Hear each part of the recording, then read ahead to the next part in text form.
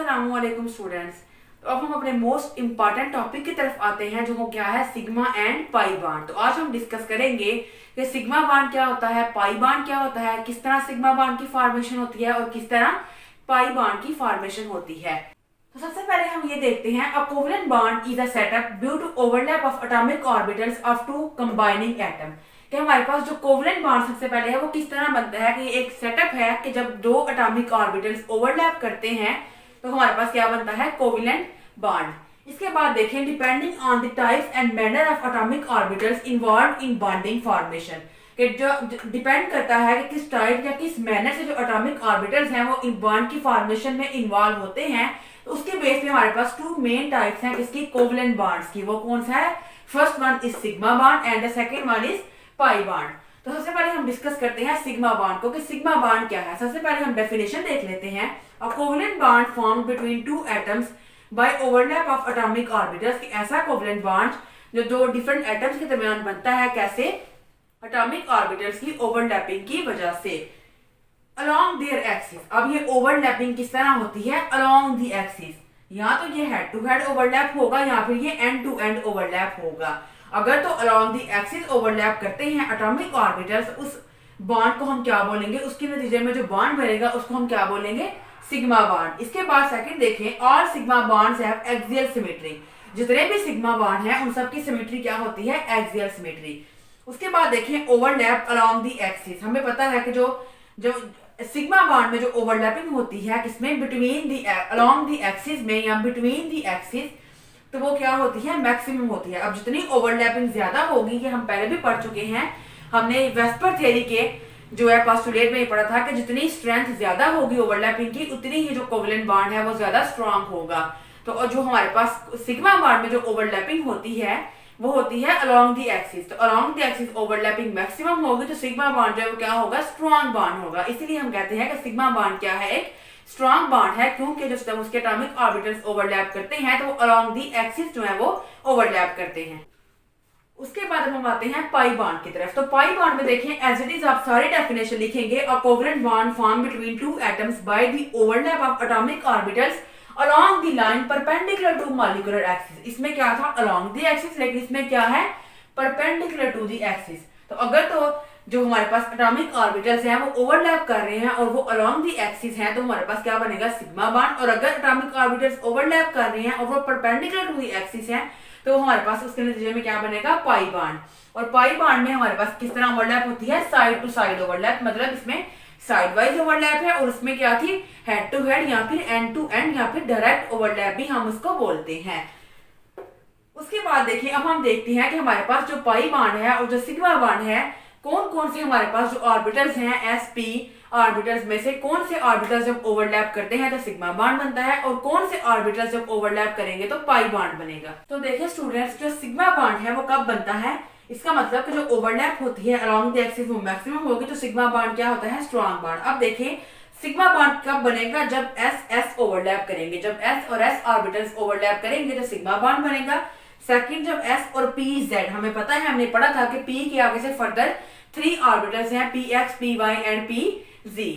तो हमारे पास जो s हमारे पास सब शेल है, इसका आगे से फर्दर कोई ऑर्बिटल नहीं है। जब s और s ओवरलैप करेंगे, s और pz ओवरलैप करेंगे या फिर pz और pz ओवरलैप करेंगे तो हमारे पास क्या बनेगा, सिग्मा बॉन्ड। और सिग्मा बॉन्ड को हम फिर कैसे डिपिक्ट करते हैं कि ये सिग्मा बॉन्ड है, हॉरिजॉन्टल लाइन से हम डिपिक्ट करते हैं, हम रिप्रेजेंट करते हैं कि ये क्या है, सिग्मा बॉन्ड है। उसके बाद हम आते हैं पाई बॉन्ड की तरफ। तो पाई बॉन्ड में देखें जब px ओवरलैप करते हैं या फिर जब py ओवरलैप करते हैं तो क्या बनता है हमारे पास, पाई बॉन्ड। और पाई बॉन्ड में देखें जो इलेक्ट्रॉन शेयरिंग है वो अबव एंड बिलो होती है इमेजिनरी लाइन के। अभी हम डिस्कस करते हैं कि किस तरह जो इलेक्ट्रॉन शेयरिंग है वो अबव या फिर बिलो होती है इमेजिनरी लाइन के। इसका मतलब जो कनेक्टिंग एटम्स हैं, अगर ये हमारे पास दो एटम्स हैं, हाइड्रोजन हाइड्रोजन, तो दो कनेक्टिंग एटम के दरमियान में ये जो इमेजिनरी एक लाइन है, या तो इलेक्ट्रॉन डेंसिटी इसके अबव होगी या इलेक्ट्रॉन डेंसिटी इसके बिलो होगी। अलोंग दी जो एक्सिस है वो नहीं होगी बल्कि परपेंडिकुलर होगी, या तो अबव या फिर बिलो। इस वजह से हमारे पास जो पाई बॉन्ड है क्या है, वीकर बॉन्ड होता है as compare to sigma bond. Sigma bond क्या है, strong bond, because it is formed by direct overlap या फिर हेड टू हेड ओवरलैप या एंड टू एंड ओवरलैप। और उसमें इलेक्ट्रॉन डेंसिटी क्या होती है, मैक्सिमम होती है, इसलिए क्योंकि वो बॉन्ड बनता है अलोंग द एक्सिस, इसलिए सिग्मा बॉन्ड स्ट्रॉन्ग बॉन्ड है। और पाई बॉन्ड जो बनता है वो अबव या बिलो होता है किसके, इमेजिनरी लाइन के, वहां इलेक्ट्रॉन डेंसिटी कम होती है। इस वजह से हमारे पास जो क्या है, और न्यूक्लियस की जो अट्रैक्शन है वो भी क्या होगी, जो न्यूक्लियस है वो इतना स्ट्रांगली जो है एटम्स को होल्ड नहीं कर पाएगा, क्योंकि इलेक्ट्रॉन डेंसिटी या अबव होगी या फिर बिलो होगी। इस वजह से जो हमारे पास पाई बॉन्ड है ये क्या है, एक वीकर बॉन्ड है। इसके बाद देखिए, अगर हमारे पास ये इस तरह दो हमारे पास सॉलिड लाइन है, तो इसमें हम बताएंगे कि इसमें हमारे पास जब भी दो लाइन आएंगी तो एक सिग्मा बॉन्ड हमेशा होगा और एक क्या होगा, पाई बॉन्ड। या फिर अगर हमारे पास ट्रिपल बॉन्ड आए तो वहां उसमें भी एक सिग्मा बॉन्ड होगा और दो हमारे पास क्या होंगे, पाई बॉन्ड। तो हम इसको स्ट्रक्चर से, हम इनकी शेप से इनको रिप्रेजेंट करते हैं। हम एस ऑर्बिटल्स की शेप ड्रा करते हैं, p x, p y and p z की, और हम शेप्स के थ्रू इसको अंडरस्टैंड करते हैं कि किस तरह एस एस ओवरलैप करते हैं, किस तरह S P G P G या फिर पी एक्स और पी वाई, और किस तरह सिग्मा बॉन्ड और पाई बॉन्ड बनता है। तो ये देखिए स्टूडेंट्स, इस तरह अगर एस एस ओवरलैपिंग होगी तो ये देखिए ये हमारे पास क्या है, हेड टू हेड ओवरलैप है। तो इसके नतीजे में हमारे पास क्या बनेगा, सिग्मा बॉन्ड। इसी तरह देखिए, अगर एस और पी एक्स, हमारे पास जो पी जी है ये एस है और ये क्या है, पी जी। अगर एस और पी जी में ओवरलैपिंग होगी, इसमें भी देखिए जो ओवरलैपिंग है वो क्या है, हमारे पास हेड टू हेड ओवरलैप है, डायरेक्ट ओवरलैप है। तो इसके नतीजे में हमारे पास जो बॉन्ड बनेगा वो भी क्या होगा, सिग्मा बॉन्ड। इसके बाद देखिए, अगर हमारे पास ये देखिए, अगर जो पी जी जैसे हमने पहले पढ़ा, अगर पी जी के दरमियान भी ओवरलैपिंग होगी ऑर्बिटल्स के दरमियान, तो उसके नतीजे में भी जो बॉन्ड बनेगा वो भी क्या होगा, सिग्मा बॉन्ड। ये पी टू पी ओवरलैप है और ये क्या है, हेड टू हेड ओवरलैपिंग है। इसके बाद देखिए, अगर हमारे पास पी एक्स या पी वाई में ओवरलैपिंग होती है तो देखिए इस तरह ओवरलैपिंग होगी, ये देखिए अबव या फिर बिलो, ये हमारे पास पॉइंट्स हैं ओवरलैपिंग के, ये वाले पॉइंट्स, यहाँ तो ये देखिए अबव है या फिर ये बिलो है। तो ये हमारे पास क्या है, पी टू पी ओवरलैप, लेकिन ये साइडवेज ओवरलैप है। इसके नतीजे में जो बॉन्ड बनेगा वो क्या हमारे पास होगा, पाई बॉन्ड। तो इस तरह आपने इन शेप्स को भी याद रखना है कि किस तरह हम शेप्स के थ्रू जो एक्सप्लेन कर सकते हैं। तो अगर आपको पेपर में ये, अगर आपको 4 मार्क्स का क्वेश्चन भी आता है कि आप नोट लिखें सिग्मा और पाई बॉन्ड पे, तो इसी तरह आप सबसे पहले डेफिनेशन लिखेंगे, सिग्मा बॉन्ड की कैरेक्टरिस्टिक्स लिखेंगे, देन उसके बाद आप पाई बॉन्ड की कैरेक्टरिस्टिक्स लिखेंगे। हमेशा आपने इस तरह पेपर को रिप्रेजेंट करना है कि एग्जामिनर को अच्छे से क्लियर हो जाए कि आप उसको क्या बताना चाह रहे हैं।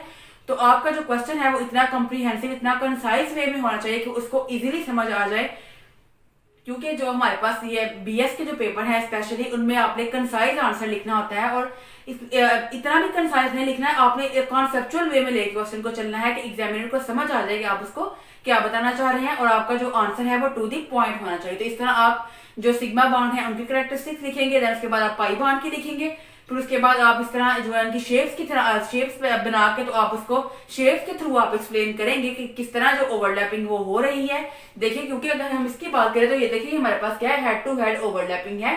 ये हमारे पास देखिए ये अलोंग द एक्सिस है, लेकिन इसमें अगर हम बात करें तो ये अलोंग द एक्सिस नहीं बल्कि परपेंडिकुलर टू द एक्सिस है, अबव या फिर बिलो। तो इस तरह आप इसी तरह बिल्कुल आप इनकी जो है वो शेप्स बना के, तो आप एस की और पी की शेप्स बना के, तो आप एंड पे इसको एक्सप्लेन कर देंगे कि किस तरह किसमें हमारे पास सिग्मा बॉन्ड बनेगा और किसमें हमारे पास पाई बॉन्ड बनेगा। तो अगर आपको पेपर में ये क्वेश्चन आएगा तो जिस तरह मैंने जिस वे में आपको बताया है बिल्कुल इसी तरह आप इसको एक्सप्लेन करेंगे, तो इंशाल्लाह आपको जो है वो पेपर में इस क्वेश्चन में फुल मार्क्स मिलेंगे। तो इस तरह आपने कंसाइज वे में और कॉन्सेप्चुअल वे में आपने जो है वो बताना है एग्जामिनर को कि उसको पता चले कि आपको ये क्वेश्चन आपको अटेम्प्ट करना आना चाहिए, ताकि एग्जामिनर को समझ आए कि आपको पेपर जो है वो अटेम्प्ट करना आता है, आपके कॉन्सेप्ट जो है वो क्लियर है। इसके बाद मैं आप लोगों के साथ जो है वो शॉर्ट वीडियो में जो डिफरेंस है सिग्मा और पाई बॉन्ड का पॉइंट्स में, वो 12 to 13 पॉइंट्स है, तो मैं अपनी शॉर्ट वीडियो में आप लोगों के साथ वो जो पॉइंट्स हैं डिफरेंट सिग्मा और पाई बॉन्ड के वो शेयर करूंगी आपके साथ। तो आप लोग उन पॉइंट्स को वहां से पढ़िएगा, देखिएगा। अगर फिर भी आप लोगों को कोई कंफ्यूजन हो तो आप लोग मुझे कमेंट सेक्शन में कमेंट कर सकते हैं,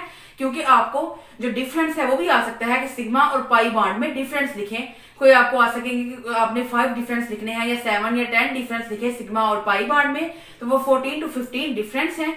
आप लोग उनको अच्छे से याद करें। अगर फिर भी आप लोगों को कोई प्रॉब्लम है तो आप लोग मुझे कमेंट सेक्शन में कमेंट कर सकते हैं।